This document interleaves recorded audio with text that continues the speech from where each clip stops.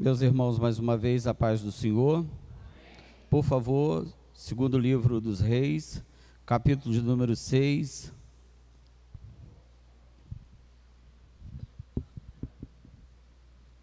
Segundo Reis, capítulo de número 6, do versículo 8 em diante. Eu vou citando os versículos para a igreja me acompanhar, enquanto os irmãos abrem no texto citado. Hoje é uma noite de celebração, é claro que como as demais, que também celebramos ao Senhor, mas hoje nós estamos recheados de graça de Deus sendo derramada sobre a igreja do Senhor, sobre a vida dos nossos irmãos, aqueles que cultuaram a Deus, oferecendo culto em ações de graça, a igreja por se alegrar, por viver hoje um momento ímpar, singular, que é a vida de novos membros aqui na nossa congregação, e a gente cultua o Senhor, agradece a Deus por essas dádivas. Gratos a Deus também pela vida do diácono Abimael, que está agradecendo a Deus. Acredito que ele ficou um pouquinho tímido hoje para poder dar o testemunho, porque quando estive na casa dele, falei ele e a irmã Leisi, mas ele abriu a boca para falar e contar, e estava no telefone e dizendo do que Jesus fez na vida dele, e quando sobe no púlpito eu acho que fica um pouquinho nervoso, não fica, Abimael? Mas parecia que estava muito tranquilo, podia abrir a boca para poder dizer tudo aquilo que você viveu. E eu vi que era uma experiência onde Deus preservou a sua vida. Eu vou te ajudar depois, durante a mensagem aqui, vou ficar contando o seu testemunho, tá, Abimael? E a gente agradece ao Senhor por esta dádiva.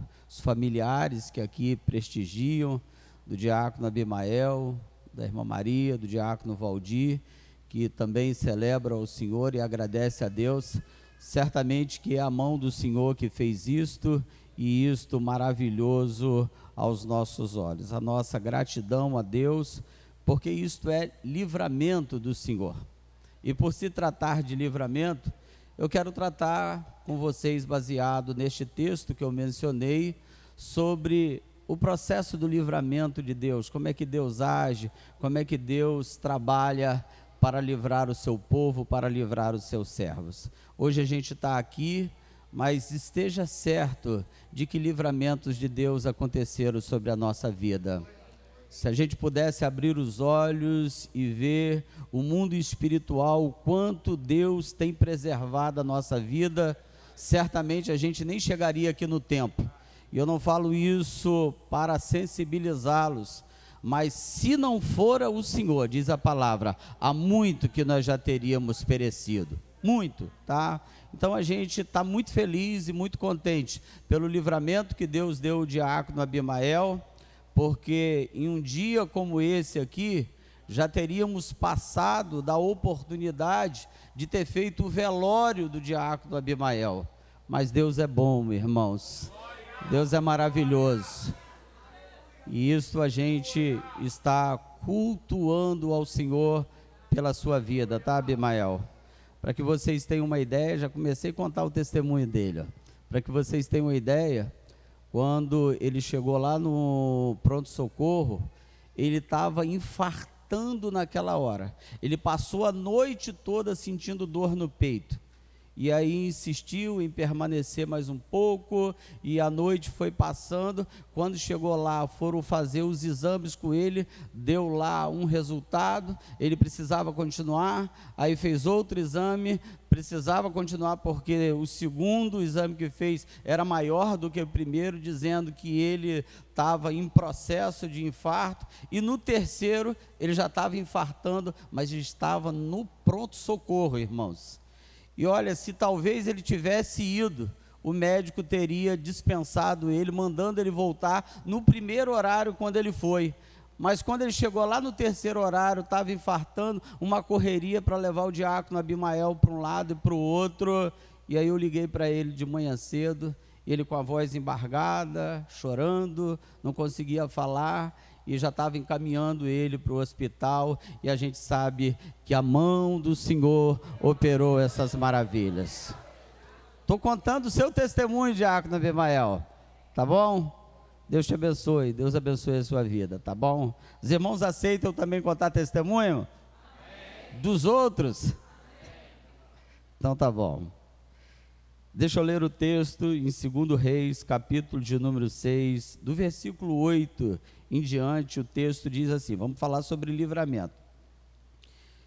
E o rei da Síria guerreou contra Israel e consultou com os seus servos, dizendo: em tal e em tal lugar estará o meu acampamento. Mas o homem de Deus enviou ao rei de Israel, dizendo: guarda-te de passares por tal lugar, porque os sírios desceram ali. Por isso, o rei de Israel enviou tropas àquele lugar, de que o homem de Deus lhe dissera, e de que o tinha avisado, e assim se salvou não uma nem duas vezes.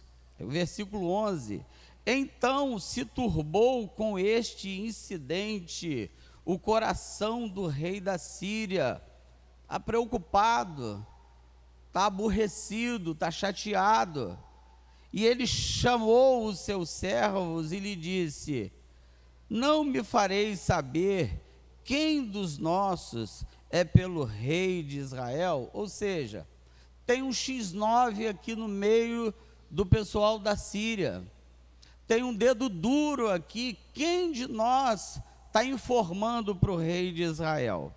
E aí o texto segue dizendo: e disse um dos servos: não, ó rei meu senhor, mas o profeta Eliseu, que está em Israel, faz saber ao rei de Israel as palavras que tu falas no teu quarto de dormir.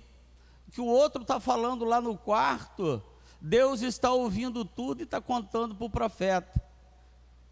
E aí o versículo 13 diz assim: e ele disse: vai e vê onde ele está, para que eu mande prendê-lo. E fizeram-lhe saber, dizendo: eis que está em Dotã. Então enviou para lá cavalos e carros e um grande exército, os quais chegaram de noite e cercaram a cidade.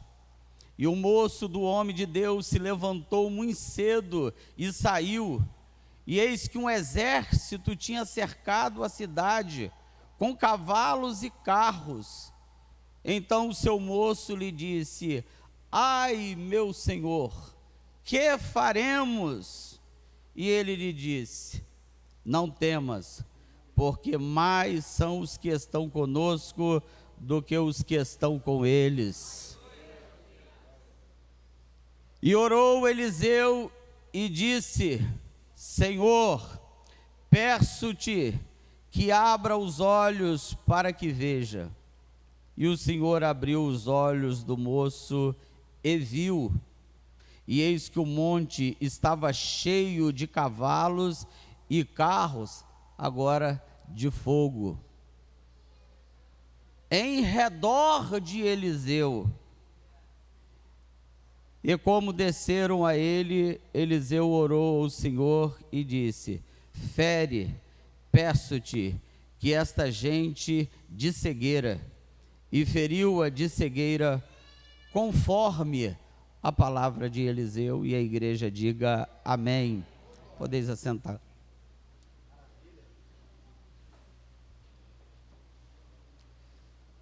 Meus queridos, eu não posso prolongar hoje, gostaria até de ser um pouco mais extensivo, mas a gente tem algumas coisas para falar com vocês, e eu prometo até 8h45 tratar isto com vocês.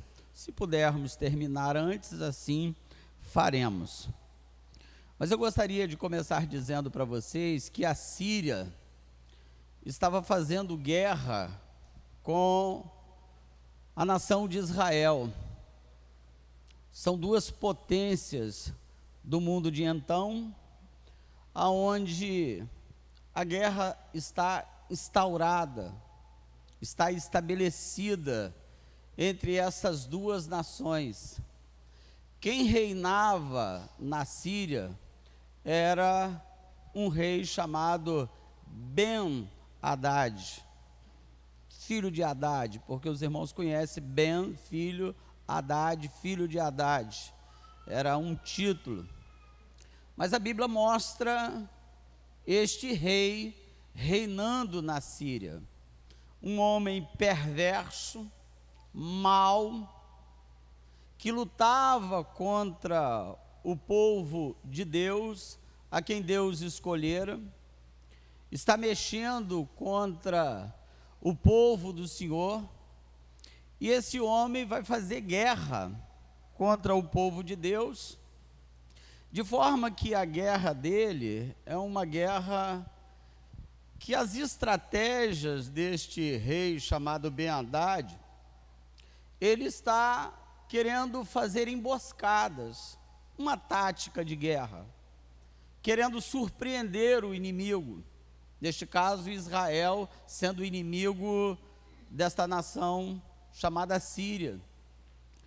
E a gente percebe a sagacidade deste rei, aonde ele, de forma muito clara, quer surpreender o exército de Israel. Quem está reinando em Israel é um rei chamado Jorão, conforme o texto de 2 Reis, capítulo de número 3, a partir do versículo 1 e 2, este rei Jorão é filho do perverso Acabe, um rei que não faz o que é bom aos olhos do Senhor. Ele está governando o reino do norte, ele se inclina para fazer o que é mal aos olhos de Deus, e ele leva a vida de uma maneira muito tranquila, embora ele esteja sendo atacado. A preocupação de Jorão, ou de Jorão, melhor dizendo, ele não está preocupado propriamente com o reinado, ele está preocupado com o seu modus vivendi, ele está preocupado com o seu estilo de vida, ele está preocupado com a sua maneira de ser. Jorão vai tocar a vida não preocupado com os interesses de Deus, de governar sobre a vontade de Deus. E o texto do capítulo de número 3 revela que ele faz o que é mal aos olhos do Senhor.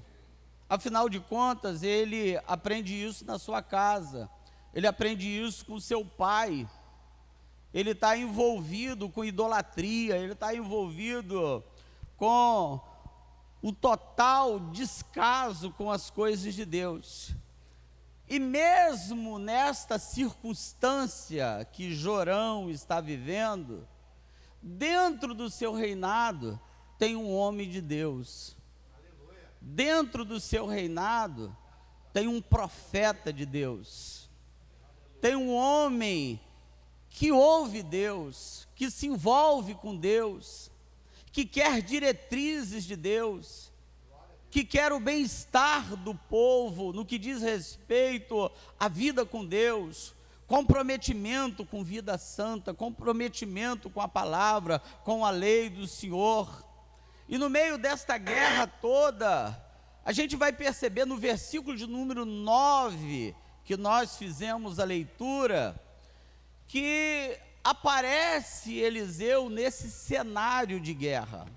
Aparece Eliseu como alguém que está envolvido de tal maneira com Deus, e Deus vai usar a vida do profeta Eliseu para conceder vários livramentos à congregação de Israel. Não será um livramento, não será dois o texto vai mencionar no versículo de número 10, dizendo que isto aconteceu, não foi nem 2, nem 3 vezes. Ou seja, todas as vezes que o rei da Síria estava projetando fazer alguma coisa contra as tropas de Israel, o homem de Deus entrava para poder falar ao rei de Israel e conceder grandes livramentos. E vale a pena destacar para vocês, grandes livramentos, porque se trata de uma tropa, se trata do povo de Deus que ele não está tendo no primeiro momento conhecimento de que ciladas estão sendo armadas contra eles, mas um Deus que está no céu, que sabe de tudo, que governa, que conhece o pensamento dos homens e que conhece as estratégias do inimigo, Deus é perito, irmãos, para poder livrar o seu povo em momentos de adversidade e em momentos de guerra e em momentos de tribulação. O texto do versículo de número 8, que a gente começou a ler, o texto diz que a Síria guerreou contra Israel, e ele consultou aos seus servos, dizendo: olha, em tal e em tal lugar estará o meu acampamento. Ou seja, o rei da Síria está dizendo: vamos armar acampamento em um determinado lugar, e a gente vai ficar à espreita. Quando as tropas de Israel passarem por lá, nós vamos surpreendê-los, nós vamos guerrear contra eles, nós vamos vencê-los, nós vamos humilhá-los, nós vamos fazer deles nossos vassalos.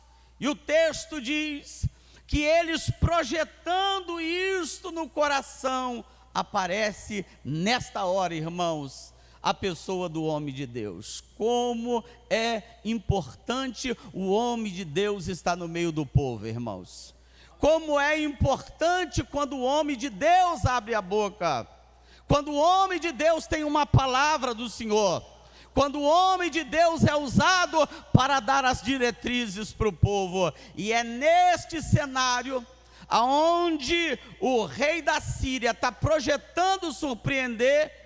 Deus, irmãos, é que vai surpreender, dando livramentos para o seu povo. E o versículo de número 9 mostra a vida deste homem de Deus, quando o texto diz: mas o homem de Deus enviou ao rei de Israel, dizendo: guarda-te de passares por tal e por tal lugar, porque lá estará o acampamento dos sírios. O que Eliseu está dizendo? Vocês não passem por determinado lugar, porque se vocês passarem por lá, vocês serão surpreendidos, porque lá está a tropa dos sírios. Vocês não façam isso, vocês não façam com que as tropas de Israel estejam passando por determinado lugar, porque senão vocês serão surpreendidos. Agora observe o que este homem de Deus está dizendo para um rei. E este rei, volto a repetir para vocês, este homem desviado da presença de Deus, este homem não tem vida com Deus, este homem não tem compromisso com a lei, este homem não tem envolvimento com a palavra, este homem está vivendo em idolatria. Mas mesmo nesta circunstância de abandono de vida de fé, o homem de Deus aparece, irmãos, para entregar a mensagem para o rei de livramento para ele e para todo o exército de Israel. Sabe por quê, irmãos? Porque Deus, na sua infinita graça e no seu infinito amor, Ele poupa, irmãos, até os desordenados, até aqueles que não estão andando em retidão. Deus, irmãos, é misericordioso para poupar a vida até daqueles que no momento não estão tendo compromisso com Deus e com a palavra. Tem hora que a gente pensa assim: por que Jeová não manda matar Por que Jeová não faz isso? Por que Jeová não cobra desse sujeito? O sujeito está fazendo o que é mal aos olhos do Senhor, e dentro talvez da maldade que às vezes domina o nosso coração, parece que a gente que está querendo fazer justiça, parece que a gente que está querendo dar a correção, e Deus, na sua infinita misericórdia, Ele sabe poupar, irmãos, para um propósito que está estabelecido por sua soberania e graça. Ele poupa quem Ele quiser, irmãos. Por isso que às vezes, irmãos, me permita, não estou falando da congregação, mas eu estou dizendo como exemplo.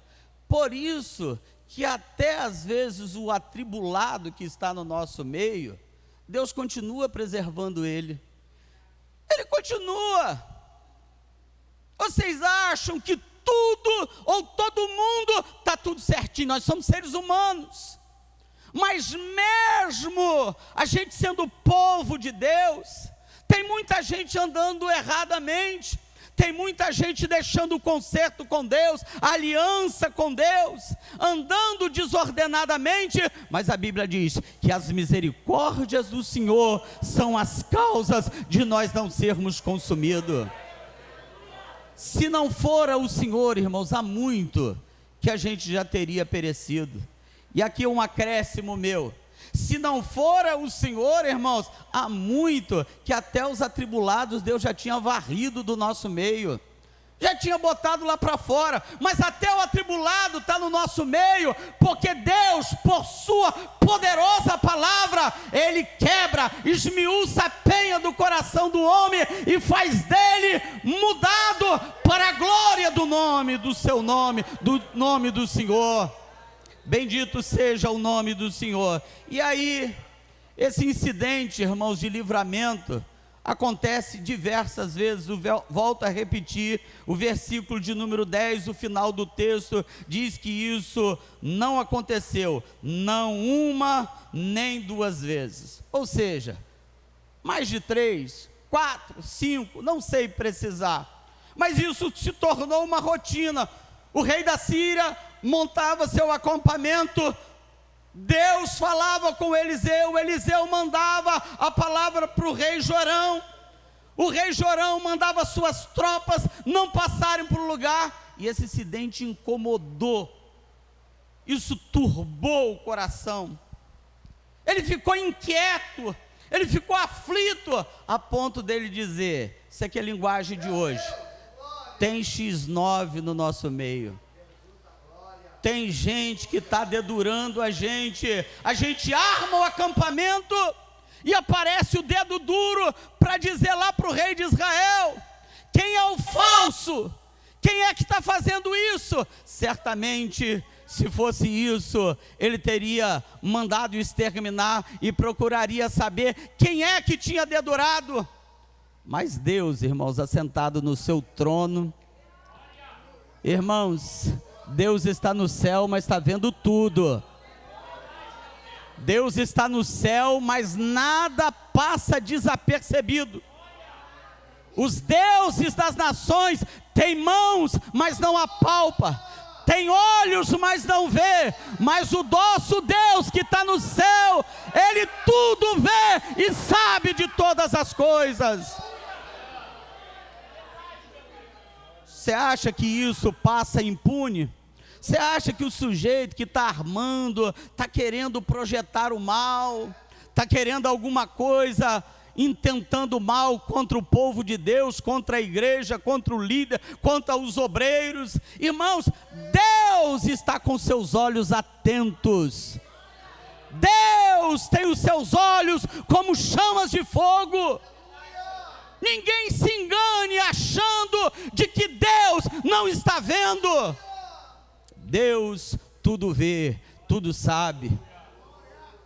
Diácono Abimael, meia-noite e pouco para 1h, você estava lá acordado, querendo dormir, falou comigo que precisava ir para o banho, passar, água pelo corpo, estava sentindo dor, mas Deus no céu estava vendo tudo. Deus estava vendo o que estava passando com o seu coração. Deus estava vendo o que passava naquela noite, e você tentando dormir, mas Deus dizendo: eu vou te levar até de manhã cedo, porque eu vou mostrar que eu sou Deus, e que eu preservo, que eu guardo. Porque Deus, irmãos, Ele não olha somente o exterior, Deus está vendo o interior. Essa veia está entupida, eu vou te levar até de manhã cedo, e eu vou te provar. Porque isto tudo, Abimael, faz você reconhecer a soberania de Deus, você continuar sendo fiel a Deus, você continuar na presença de Deus, porque Deus é Deus de livramento. Deus é Deus que socorre a gente no momento da adversidade.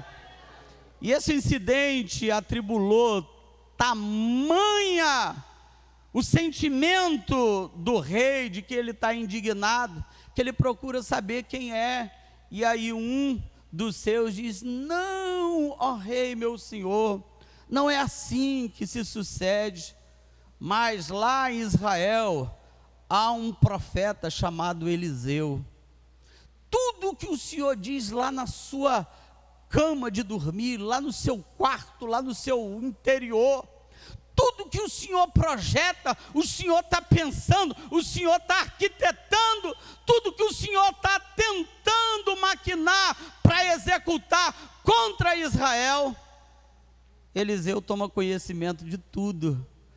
Ou seja, como é que pode ser isso? Eu estou no meu quarto, é o meu pensamento, e aí, tudo aquilo que pensa, Deus está ouvindo, está vendo, Deus está contemplando, e vai lá nos ouvidos do profeta.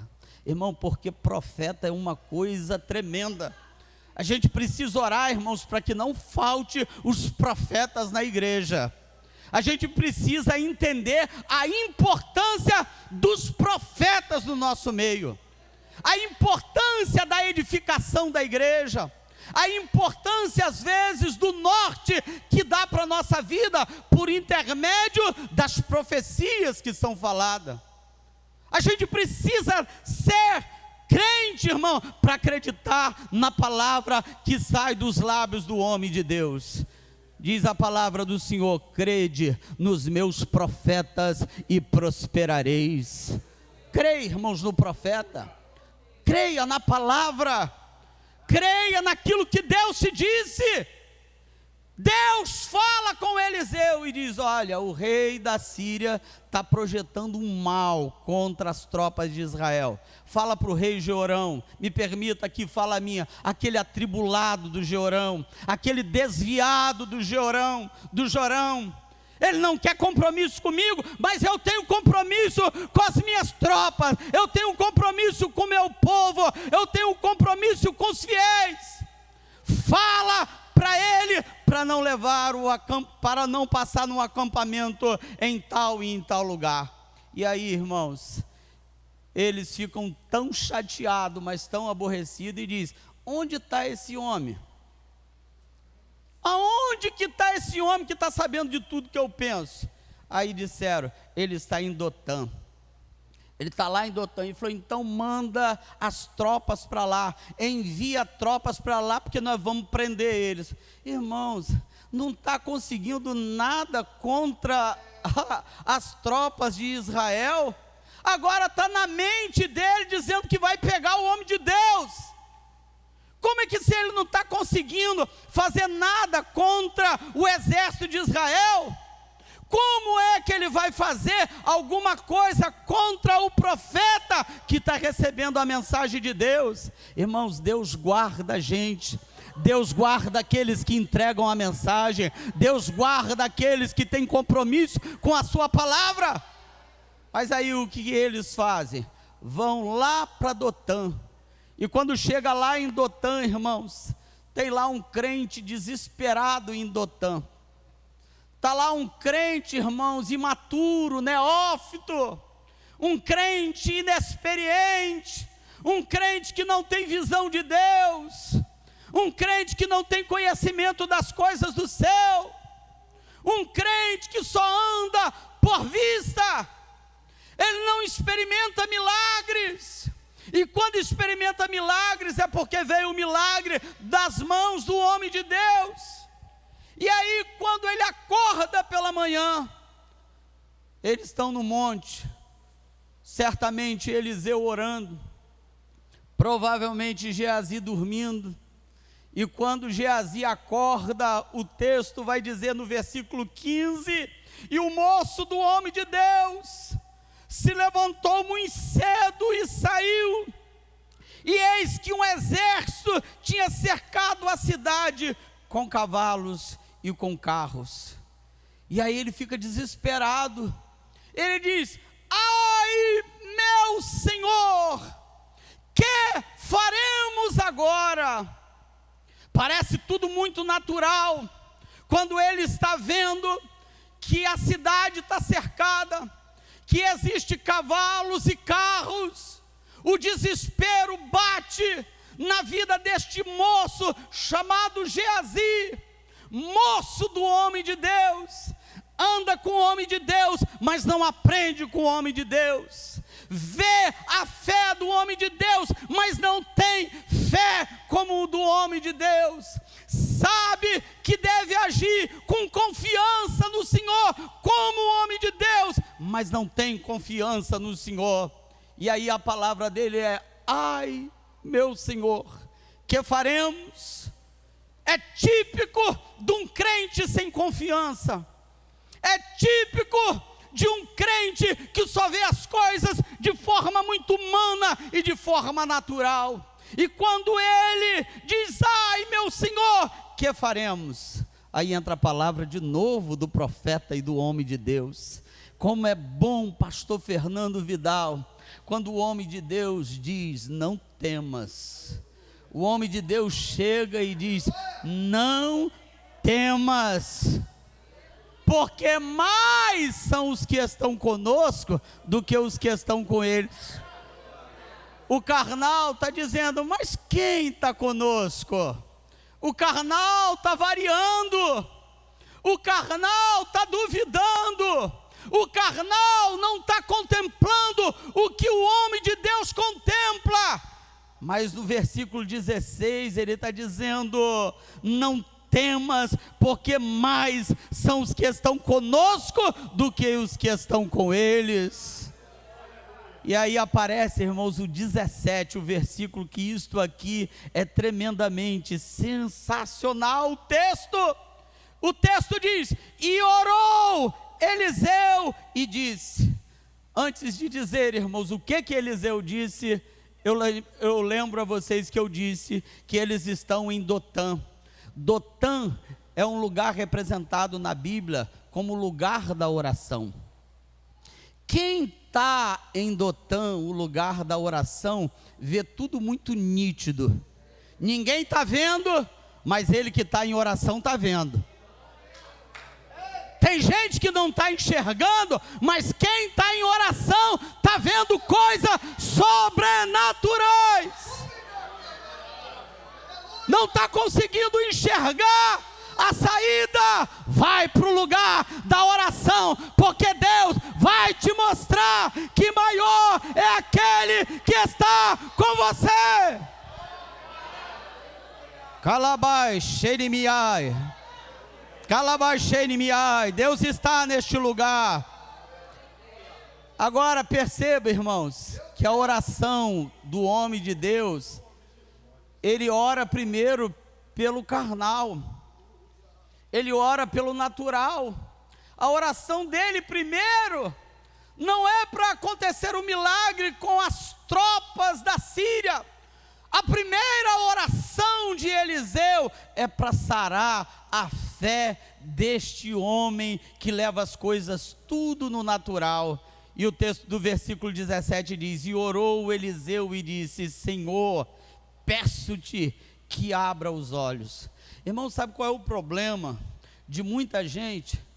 Nunca conseguirá enxergar o mundo espiritual, porque ele leva sempre as coisas de forma natural. Os olhos deles estão vendados, os olhos deles estão cerrados, estão fechados.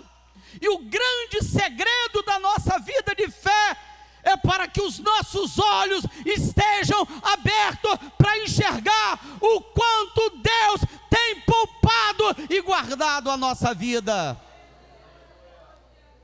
E Eliseu ora e disse: Senhor, eu peço, abra os olhos dele.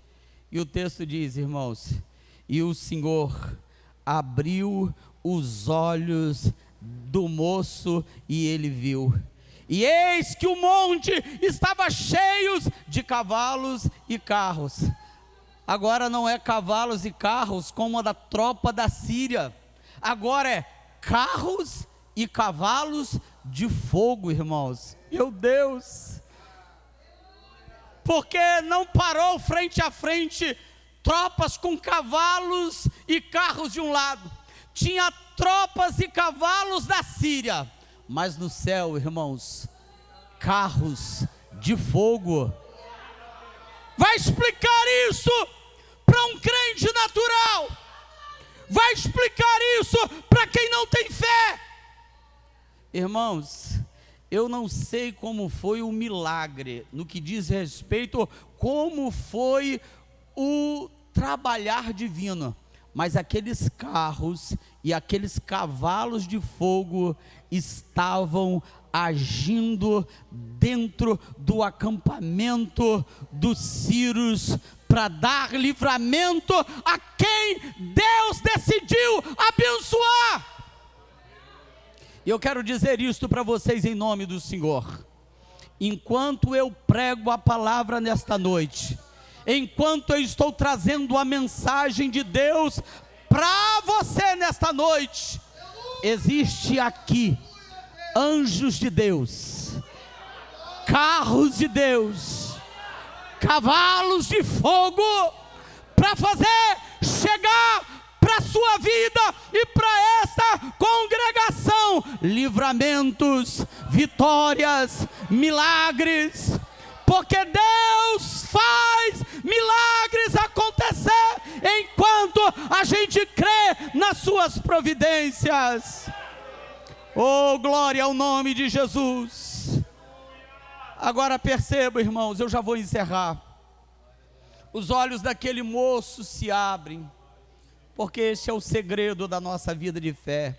Mantenha os olhos abertos, mantenha a sua atenção às coisas espirituais.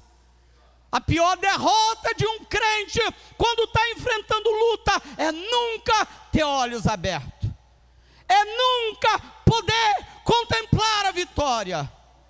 A gente vai vencendo, irmãos, por fé. Você vai caminhando e você vai vendo o milagre lá na frente. Você vai indo e Deus vai abrindo o caminho. Você vai passando e Deus vai direcionando os seus passos e entregando vitória para a sua vida. E eu encerro aqui dizendo para vocês: os olhos abertos para ver milagres e livramentos em circunstância de adversidade, depende, irmãos, dos nossos olhos abertos por Deus. Abimael, 6 horas da manhã, no período da noite, dor, gemido, perguntas, dificuldades que aparecem e que você não tem resposta. Mas 6 horas da manhã, lá na frente, Deus já tinha resposta para você. Deus disse: eu vou deixar ele passar pela mão dos médicos, mas quem está agindo sou eu. Eu vou deixar ele passar pelo processo, mas quem dá livramento sou eu. Quem move a mão sou eu, Deus. Eu quero dizer para vocês, encerrando a palavra aqui nesta noite, Deus está nos dizendo que à medida que a gente abrir os nossos olhos, à medida que o milagre dos olhos abertos estiverem sendo real na nossa vida, prepare-se para você contemplar carros e cavalos de fogo, anjos subindo e descendo como Jacó viu, milagres descendo e Deus entregando vitória na sua mão. Deus trabalhando de tal maneira que você só dirá uma palavra: foi o Senhor que fez isso. Foi o Senhor que fez isso. Vamos ficar de pé e vamos cantar o Senhor. Ministério vai cantar o Senhor. Que Deus em Cristo Jesus abençoe a sua vida. Milagres estão acontecendo aqui nesta noite.